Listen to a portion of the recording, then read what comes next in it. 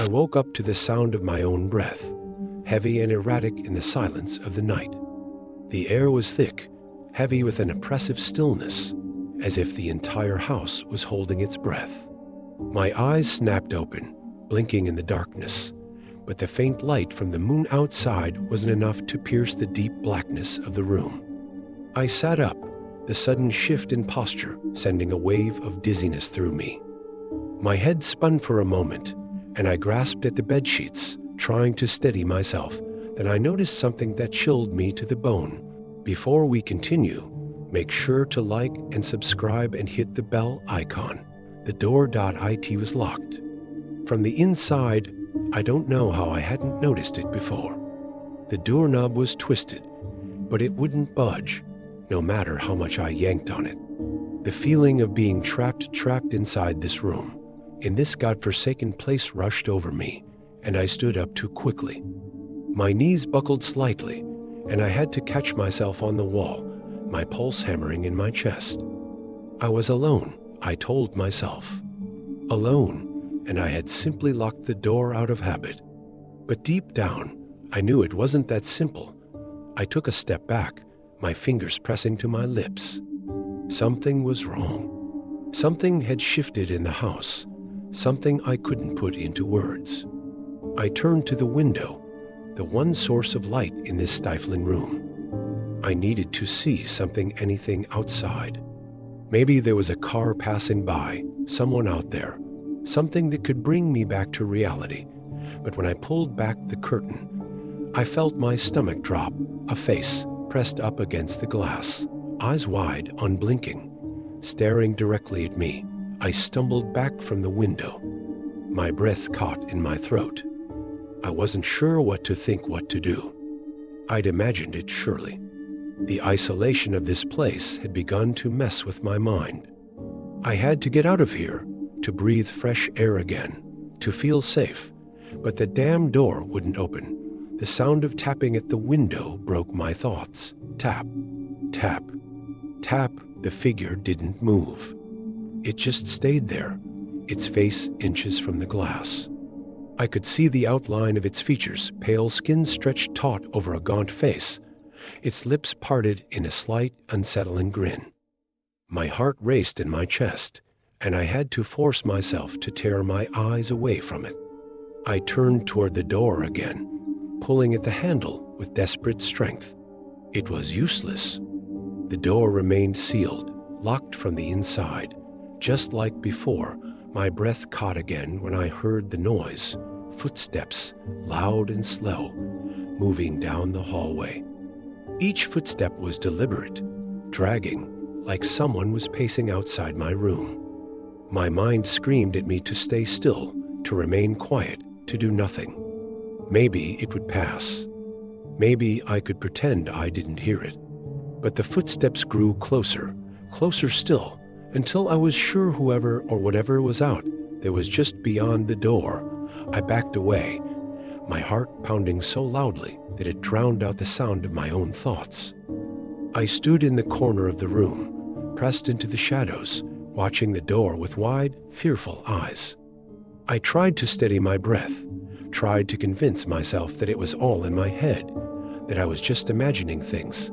But then, a tap on the door, a slow, deliberate knock, right at eye level. The sound echoed through the room, the hollow thud of the wood vibrating under my fingertips. I froze. I couldn't move. I couldn't breathe. I was sure I was going mad. A whisper came next, barely audible, like the rustling of dead leaves, just outside the door. Let me in. I couldn't process the words. It was too much. I was losing my grip on reality. I pressed my back harder against the wall, closing my eyes, willing it all to go away. But when I opened them again, the door handle was turning slowly, steadily. The door was unlocking itself. Panic surged through me. I lunged forward, grabbing the handle, pulling it with all my strength. But it was no use. The door had unlocked. Someone was coming inside. I could hear them breathing. Close. Too close. I knew I had to act. I couldn't just stand here, waiting for whatever was on the other side. I glanced at the window again, and my blood ran cold. The face had moved. It was now behind me. I felt a hand on my shoulder. I didn't turn around. I couldn't. I felt the cold, clammy fingers press against my skin. A touch that shouldn't have been possible, shouldn't have been there. My pulse roared in my ears as I gripped the door handle with both hands, my knuckles white. But it didn't matter. The door wasn't going to open. There was no escape.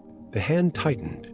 I gasped, my chest constricting as I willed myself to move, to scream, to do something, anything, but my body refused to listen. I felt the presence behind me, like a weight pressing down on my back, suffocating me with its terrible, unnatural force. I could feel it now, its breath hot and putrid against the nape of my neck. I tried to scream, but nothing came out. My throat was dry, paralyzed by fear. The voice, a low, guttural rasp, echoed in my mind. You shouldn't have looked. The words made no sense. I hadn't. What was it talking about? It felt like I was losing time, like I was slipping between moments, trapped in some horrible, distorted version of reality. I forced my eyes open, trembling, but the face I'd seen in the window was there, inches from mine. Its skin was as pale as bone, the eyes sunken and black as coal, hollowed out like an empty vessel. I couldn't look away.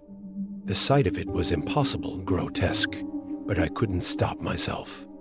The face was grinning, wide and hungry, as if it had been waiting, watching me for so long, waiting for this exact moment. The smile stretched impossibly wide, its lips cracked and peeling, revealing jagged yellow teeth. Let me in. The whisper was closer now, like it was coming from inside my skull.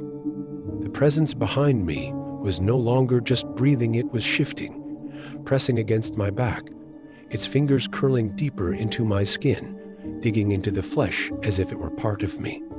I finally screamed, a ragged, guttural cry, but even as I did, the sound was swallowed by the walls, devoured by the air around me. The room itself was alive, breathing with me, suffocating me with its foul, fetid breath. I couldn't take it. I had to get out. I had to get away. My mind was fracturing, splintering under the weight of this terror, this relentless, crawling horror. But the door, it wouldn't open. It was as if the house itself was keeping me in, locking me in with whatever was stalking me. And then, as I turned to face the window, I saw it. The face in the glass wasn't the same. It was mine. My own face was pressed against the window, eyes wide and unblinking, lips twisted in a grin that wasn't mine. My own features were contorted into something alien, something monstrous. It wasn't just my reflection, it was a part of me, a reflection that shouldn't have been there, a part of me that was wrong. I couldn't breathe. My chest tightened, my vision blurred. The air around me grew thick with the stench of decay, as though something long dead was hanging in the very room with me. My hands moved to my throat, trying to steady my breath, but nothing helped. And then the door was wide open. I don't know how it happened. It was as if the house had decided it was time to let me out. Or maybe something worse, someone worse, had unlocked it, waiting for me to step into the waiting arms of whatever nightmare had been stalking me. I couldn't think. I couldn't breathe. My limbs moved of their own accord, pushing me toward the door, toward the hallway, toward the darkness beyond. As I stumbled out, I saw them. The faces. They were all there, pressed against the walls, the floor, the ceiling. Eyes everywhere. Eyes that didn't blink, that didn't move except to follow me, to watch me, to wait. I could hear them now, all of them. Their voices a low hum that filled the house. Let me in. Let me in. Let me in. And then I heard a voice behind me. Not a whisper, not a rasp. A full, unmistakable sound. You're already in. I whirled around, heart hammering in my chest, but no one was there. Nothing. Just the hallway stretching on forever, the walls closing in like the jaws of a trap, but I felt it. I felt its presence, growing stronger, closer, until it was in the room with me. Its breath was hot against the back of my neck again, its foul touch scraping against my skin, and then I saw it. A face. Emerging from the wall. It was mine. The realization hit me like a freight train. The face in the window, the face in the reflection, the voice in my head. It had never been anything but me. I had always been here. The walls began to close in, and the last thing I felt was a cold, clammy hand wrapping around my throat, pulling me into the dark, and then nothing, just darkness and the endless hum of 1,000 voices whispering my name. If you enjoyed the story, be sure to like, subscribe, and hit the bell for more creepy content. Share your thoughts or eerie experiences in the comments below. Until next time, stay safe and always question what's lurking in the dark.